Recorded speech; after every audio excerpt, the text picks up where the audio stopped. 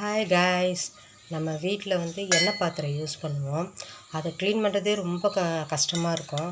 அதை எப்படி ஈஸியாக க்ளீன் பண்ணலான்னா, வீட்டில் சாதம் வடிக்கிற தண்ணி இருக்கும்.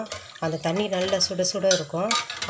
அந்த தண்ணியில் நம்ம யூஸ் பண்ணுற எண்ணெய் பாத்திரத்தை போட்டு ஒரு 5 நிமிஷம் அப்படியே பரட்டி விட்டோம்னா அதில் இருக்க அந்த சிகுடுலாம் அப்படியே போயிடும். அதுக்கப்புறமா எடுத்து டிஷ் வாஷர் வச்சு வாஷ் பண்ணோம்னா நல்லா அப்படியே பளிச்சுன்னு ஆகிடும். ட்ரை பண்ணி பாருங்கள். அதுக்கப்புறம் செகண்ட் டிப் என்னென்னா, இந்த வீட்டில் முட்டைகோஸ் இருக்கும். அந்த முட்டைகோஸ் நிறைய பேர் லைக் பண்ண மாட்டாங்க, பெரியவங்களே கூட. ஆனால் குட்டி பசங்க சுத்தமாக சாப்பிட மாட்டாங்க. அதுக்கு என்ன பண்ணலான்னா, அந்த முட்டைகோஸை எடுத்து நம்ம நார்மலாக கையில் அரியாமல் அந்த சாப்பரில் போட்டு நல்லா அடித்தோம்னா நல்லா அப்படியே பொடியாக ரொம்ப தூளாக வரும். எடுத்து பார்த்தா உங்களுக்கே தெரியும், அப்படியே ஒரு தேங்காய் துருவல் மாதிரி இருக்கும் பார்க்குறதுக்கு. அதில் நீங்கள் எப்படி சமைக்கணுமோ சமைச்சி கொடுத்தீங்கன்னா பசங்க நல்லா சாப்பிடுவாங்க. நீங்கள் வேணால் ட்ரை பண்ணி பாருங்கள்.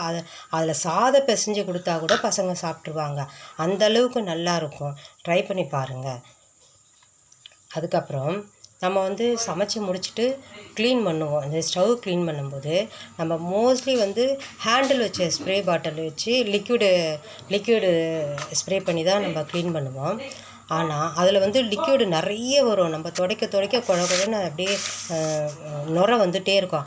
ஆனால் இந்த ஸ்ப்ரே பாட்டில் ரொம்ப மைல்டாக தான் லிக்விடு வரும்.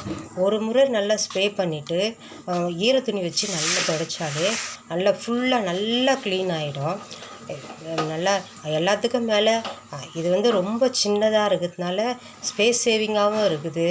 நல்ல லிக்விடும் நிறைய வராது, லிக்விட் சேவிங்காகவும் இருக்கும்.